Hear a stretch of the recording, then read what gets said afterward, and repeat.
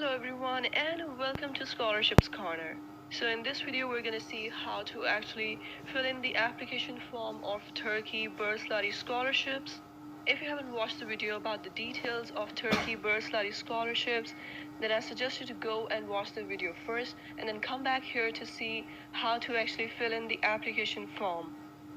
So after you've registered yourself on the Turkey burslari scholarships application form, then you need to log into your account and go to your dashboard.